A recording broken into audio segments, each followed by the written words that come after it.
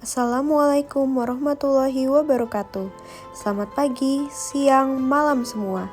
Perkenalkan, nama saya Tiara Kalisa Putri Azhar dari Mentoring 19 Ahwat MAI 2021. Hari ini saya akan membawakan suatu topik yang cukup menarik, yakni Islam as a Religion and Culture, Masjid dan Arsitektur Islam. Sebelumnya, alasan saya memilih tema ini adalah karena arsitektur Islam merupakan salah satu jawaban yang dapat membawa pada perbaikan peradaban. Di dalam arsitektur Islam sendiri terdapat esensi dan nilai-nilai Islam yang dapat diterapkan tanpa menghalangi pemanfaatan teknologi bangunan modern sebagai alat dalam mengekspresikan esensi tersebut. Arsitektur Islam adalah suatu arsitektur atau hasil usaha manusia yang memiliki wujud konkret sebagai pemenuh atas kebutuhan jasmani dan kebutuhan rohani, dan merupakan wujud perpaduan antara kebudayaan manusia dan proses penghambaan diri seorang manusia kepada Tuhannya. Perkembangan arsitektur Islam sangatlah luas, meliputi bangunan tempat tinggal dan juga bangunan keagamaan. Di antaranya ada istana, benteng, masjid, kuburan, bak pemandian umum, air mancur, dan lain-lain. Konsep pemikiran arsitektur Islam bersumber dari Al-Quran, hadis, keluarga Nabi, khalifah, ulama, dan cendekiawan muslim. Dalam pembangunannya, arsitektur ini harus memegang faktor fisik dan faktor metafisik. Maksud faktor fisik sendiri yaitu wujud fisik arsitektur harus sesuai dengan ajaran agama Islam. Sedangkan faktor metafisik berarti arsitektur mampu membuat penghuninya untuk bertakwa kepada Allah Subhanahu wa Ta'ala, menjamin penghuninya merasa aman dan nyaman, serta mendorong pemiliknya untuk senantiasa bersyukur. Adapun ciri-ciri dari arsitektur Islam yaitu yang pertama, arsitektur mempunyai ornamen yang senantiasa mengingatkan penghuninya kepada Allah Subhanahu wa Ta'ala. Yang kedua, arsitektur tidak mengandung ornamen yang bergambar makhluk hidup utuh. Yang ketiga, interior arsitektur ditata untuk menjaga perilaku dan akhlak yang baik. Yang keempat, arsitektur biasanya dihiasi warna-warni alami yang mendekatkan kepada Allah Subhanahu wa Ta'ala. Yang kelima, pembangunan arsitektur bukan bertujuan untuk ria atau sombong. Yang keenam, toilet tidak boleh menghadap dan atau membelakangi kiblat. Yang ketujuh, keberadaan arsitektur bangunan tidak berdampak negatif bagi orang lain. Dan yang terakhir adalah pendirian arsitektur tidak merusak lingkungan alam. Perkembangan arsitektur Islam dari abad ke-7 sampai ke-15 meliputi perkembangan struktur, seni dekorasi, ragam hias, dan tipologi bangunan. Daerah perkembangannya meliputi wilayah yang sangat luas, meliputi Eropa, Afrika, hingga Asia Tenggara. Karenanya, perkembangannya di setiap daerah berbeda dan mengalami penyesuaian dengan budaya dan tradisi setempat, serta kondisi geografis. Perkembangan arsitektur Islam pertama kali ditandai dengan berdirinya Masjid Juwata di Arab Saudi. Tokoh yang mempopulerkannya adalah Khalifah Rasyidun yang memerintah pada tahun 632 sampai 661. Berikutnya, pada masa pemerintahan Khalifah Umayyah di tahun 661 sampai 750, arsitektur Islam merupakan perpaduan dari arsitektur bergaya barat dan juga timur. Yang paling populer yaitu kombinasi arsitektur Bizantium dan arsitektur Sasanid. Arsitektur Umayyah ini banyak memainkan cat dinding, mosaik, relief, termasuk ditambahkannya mihrab ke dalam masjid yang seolah-olah kini menjadi standar desain masjid di dunia.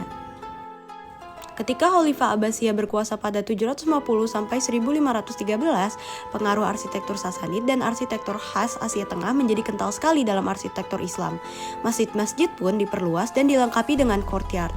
Beberapa arsitektur peninggalan Khalifah Abbasiyah antara lain Masjid Al-Mansur di Baghdad, Masjid Samarak di Irak, dan Masjid Balkh di Afghanistan.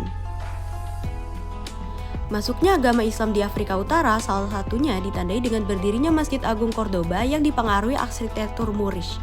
Kekhasan arsitektur Moorish terletak pada penggunaan pola-pola geometris yang tegas. Pengaruh arsitektur ini juga menyebar luas sampai ke Spanyol dengan dibangunnya istana dan benteng Alhambra bergaya Moorish. Warna-warna yang tren meliputi emas, merah, dan biru dengan ornamen berbentuk dedaunan.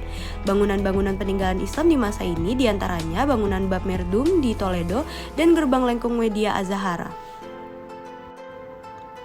Arsitektur Islam juga banyak dipengaruhi oleh kebudayaan Persia. Hal ini disebabkan kedekatan hubungan antara Khalifah Islam dengan Kekaisaran Persia terutama pada abad ke-7.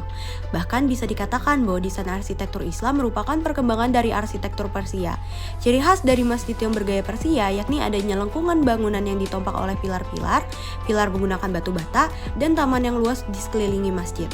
Kebudayaan Hindu juga sempat mempengaruhi arsitektur Islam di Asia Timur dan Asia Tenggara. Namun akhirnya pengaruh arsitektur Persia ini mendominasi hampir semua bangunan yang berarsitektur Islam. Setelah membahas sejarahnya, kini saya ingin memberikan beberapa contoh arsitektur Islam yang terkenal di dunia. Yang pertama adalah pemandian Sultan Amir Ahmad di Iran. Meskipun dibangun pada abad ke-16, sirkuit arsitektur ini dikenal sebagai destinasi pariwisata paling eksotis di Iran saat ini dan juga telah lama diusung untuk menjadi situs kebudayaan nasional. Karakter arsitekturnya berupa ukiran geometris dan etnik tergambar pada keramik-keramik bernuansa hijau turkois dan emas. Uniknya, pemandian ini juga memadukan arsitektur Islam dengan arsitektur Eropa klasik.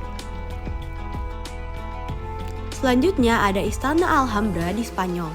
Istana Alhambra ini merupakan istana yang didirikan oleh pangeran-pangeran dari Kerajaan Nasrid pada abad ke-14.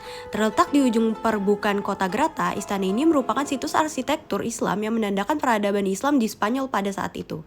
Meskipun sebagian besar bangunan telah hancur, namun karakter arsitektur Islam yang dimiliki bangunan ini masih terlihat pada bagian benteng, pavilion, dan desain taman yang sebagian besar didominasi oleh ukuran mukarnas yang stalagmit khas arsitektur Islam. Yang ketiga adalah jembatan Seo-Selpol di Iran. Isfahan merupakan salah satu kota di dunia yang menjadi pusat arsitektur Islam. Selain terdapat bangunan-bangunan bersejarah yang memiliki konsep arsitektur Islam yang megah dan unik, seperti masjid dan istana, terdapat juga sebuah jembatan yang bernama Seo-Selpol yang menjadi karya arsitektur Islam paling ikonik di dunia. Jembatan yang membentang sepanjang 297,67 meter di atas sungai Zayandeh ini dihiasi dengan 33 buah lengkungan iwan pada dindingnya. Contoh yang terakhir adalah Benteng Agra di India. Didirikan pada Kekaisaran Akbar, Benteng Agra merupakan salah satu bangunan pertahanan kerajaan Mughal. Situs arsitektur Islam yang terletak 2,5 meter dari Taj Mahal ini juga menjadi pusat pariwisata bagi para pelancong yang ingin mengunjungi kerajaan Mughal pada kala itu. Bangunan ini didominasi dengan arsitektur Islam yang menjadikan warna terakota dan ukiran khas berwarna putih sebagai karakter arsitekturnya. Demikian materi yang dapat saya sampaikan hari ini. Kurang lebihnya mohon dimaafkan dan semoga ilmu yang kita pelajari hari ini bisa membuat kita lebih tertarik untuk mendalami Islam sebagai agama dan budaya. Sekian, terima kasih. Wassalamualaikum warahmatullahi wabarakatuh.